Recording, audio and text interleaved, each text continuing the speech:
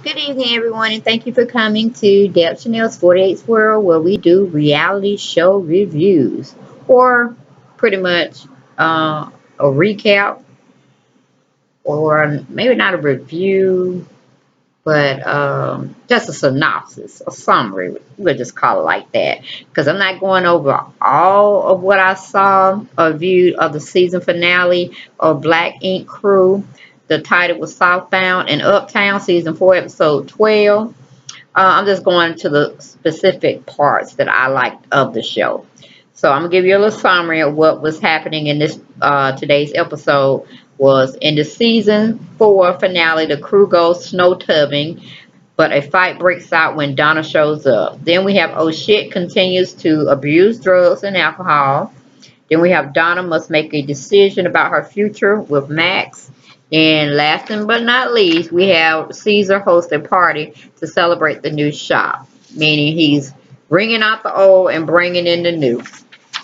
Okay, so he's throwing his last final party at the old Black Ink, and then I guess when they come on for a new season, he'll already be in the new digs and stuff of that nature. Okay, let's get on into it. We have Oh Shit is going back into the building to talk with Caesar. Caesar saying, I don't trust you right now, and he thinks they need, Oh Shit need to get his stuff together for real.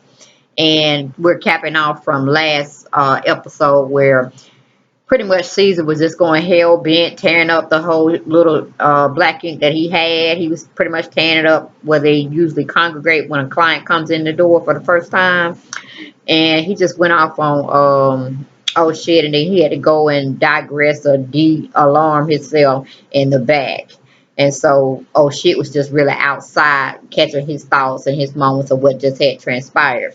So pretty much from in this current episode, he goes back to talk with him and tell him he got to get his shit together and this, that, and the other.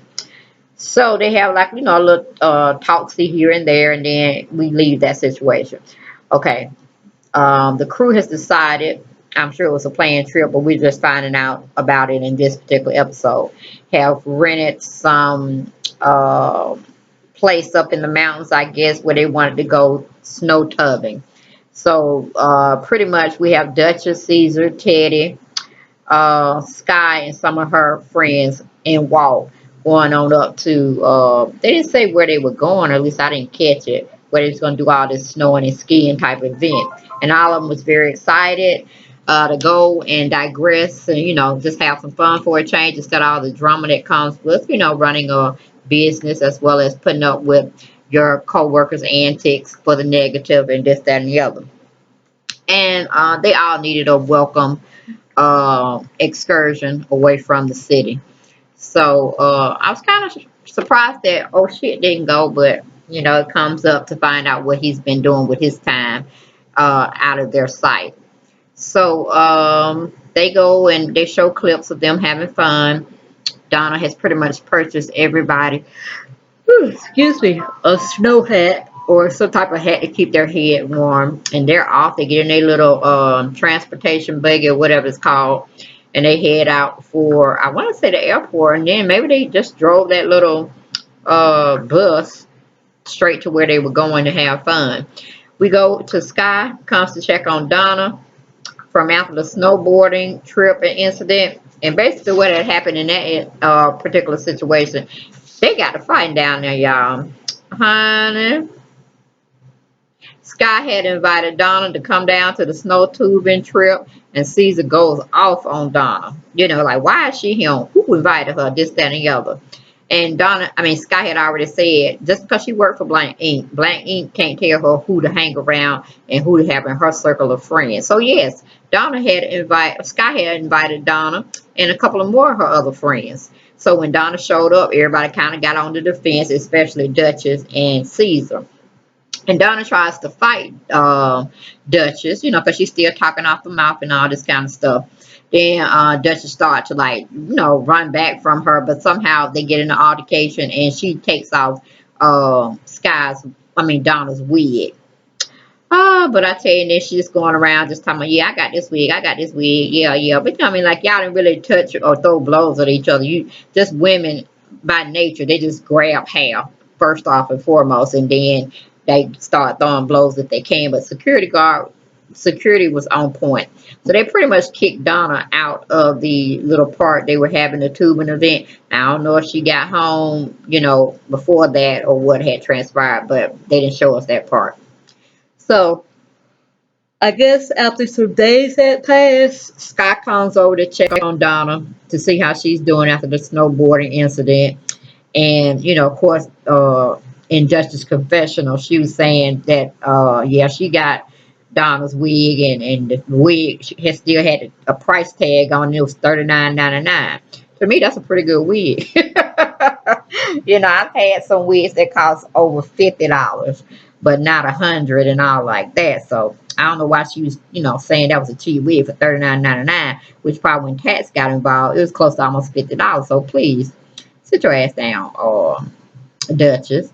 But anyway, Scott comes back with Donna's wig, and she's happy about all that. And then Donna goes in to confide with Scott about she's thinking about getting married, going ahead on do that thing, because her and Maxwell has pretty much gotten over the drama with his baby mama hitting on her and this, that, and that, and he wanted to go through with marrying Donna.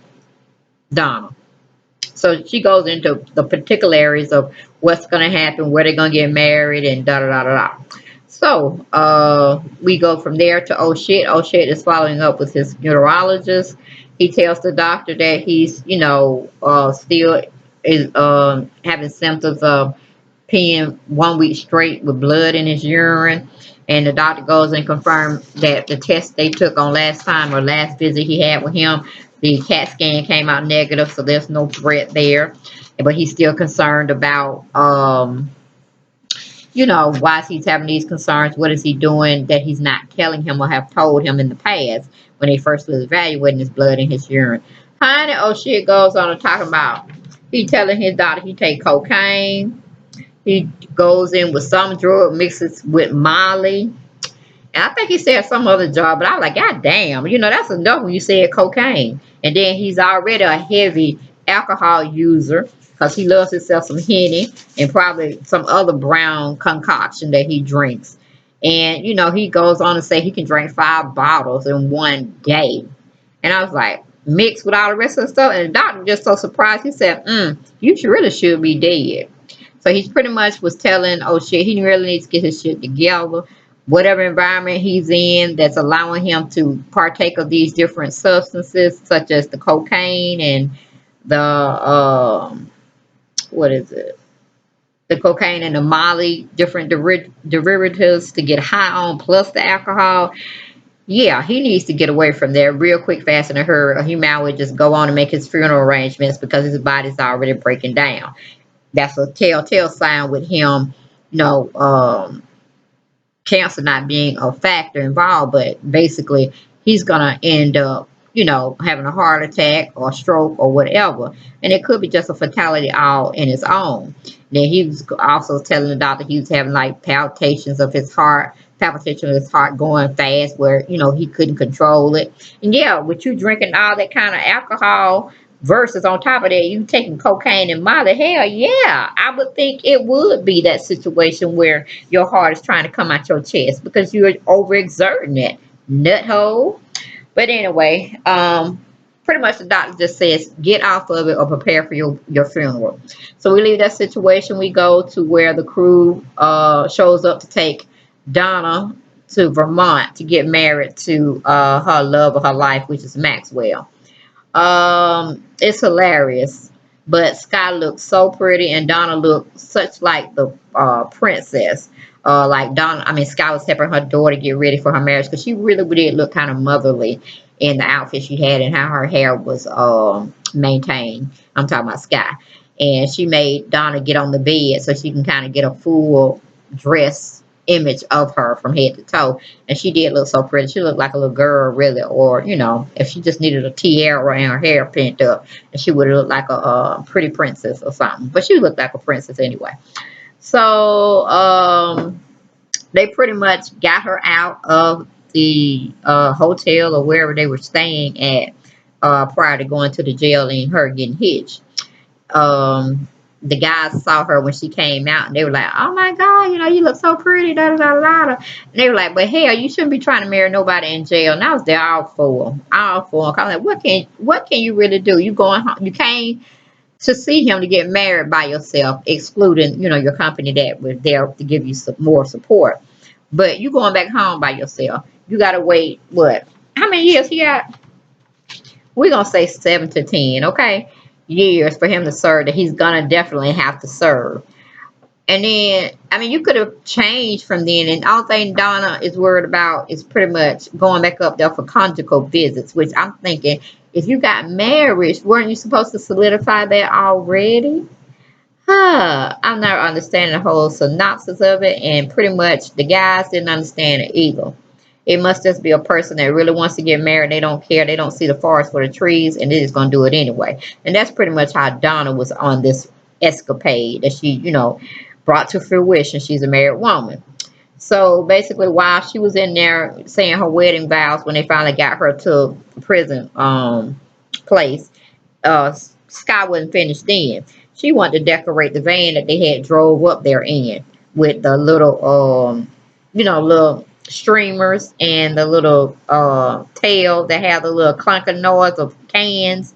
That'd be clinker, clinker, clinker, like when you're driving away saying you were married. She had a sign saying just married. And she wanted to put a lot of balloons up there, but she couldn't get Walt or Teddy to, pretty much um, help her with the decorations because they thought she was full of shit. They really thought the whole thing was full of shit. But they couldn't like legally stop her because she's a grown ass woman. She got to do what she got to do if she feel like that's what she want to do.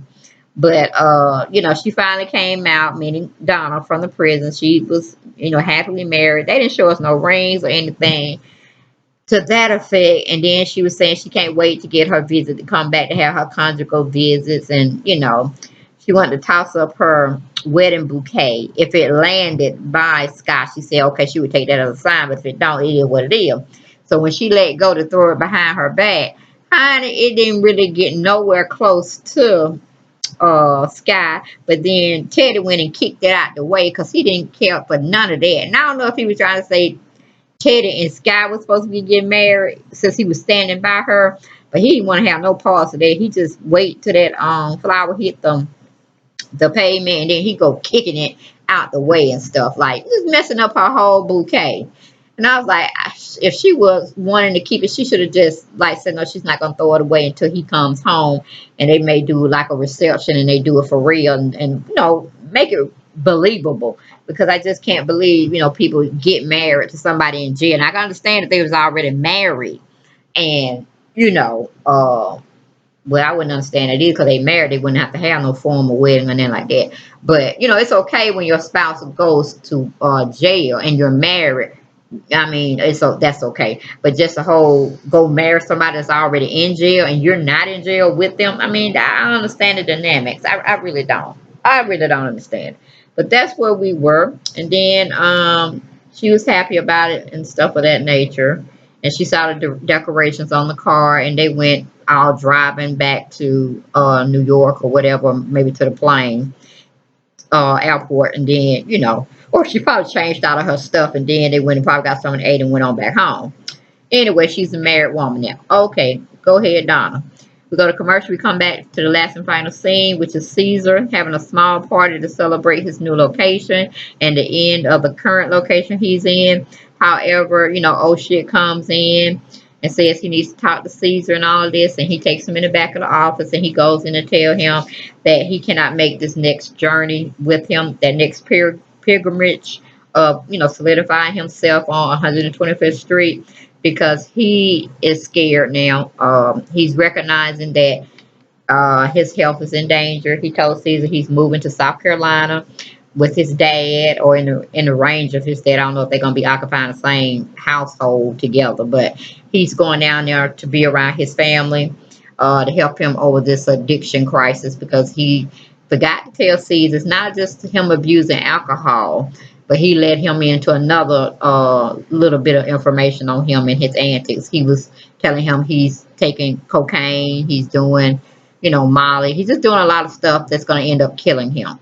And he don't want to be a burden to him in his new establishment and causing so much conflict and hardship and, negative emotions running back and forth between them two. He want to keep their friendship intact, but he got to look out for himself now. And the whole New York scene and the way he can get drugs like at a drop of a dime, him going through $400 worth of cocaine and all this shit. That's too much. So he said he has to leave here to be able to survive. So it was like a bittersweet type of moment.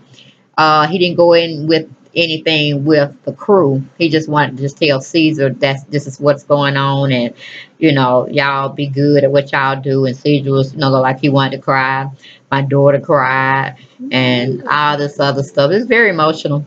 And then Caesar had told him when he get his stuff together, he'll always have a spot waiting for him in his shop. And they pretty much said they're gonna keep in touch with each other, and so they ended that, and he went and gave dap to all the guys in the in the building that he worked with for so long, which is Walt, um Teddy and stuff. And then he gave hugs to Duchess and Melanie and Sky. And then he just went on out, and they just showed us a little bit of him, reminiscing on the good times that they had. And he looked like he wanted to cry himself, but he's doing the right thing. I'm all for, oh shit, I hope he get it together. He don't even really need to be on the reunion show either. They just need to talk to him, teleconference or something. Hopefully he's getting in some type of treatment center in South Carolina or whatnot. uh, but we best wishes to him, prayers go out to him. And then after that, he left. Caesar came out and pretty much told everybody that's the family in Black Ink that oh shit would not be taking the pilgrimage with them to the new building because of his health concerns. And Donna really took it hard. I mean, not Donna. Sky really took it hard. She started crying, and see, it was almost like a death in the family because you wanted him to get better, but you still wanted him to come along for the ride because he was there when shit just started popping out for Black Ink, which was 4 years ago.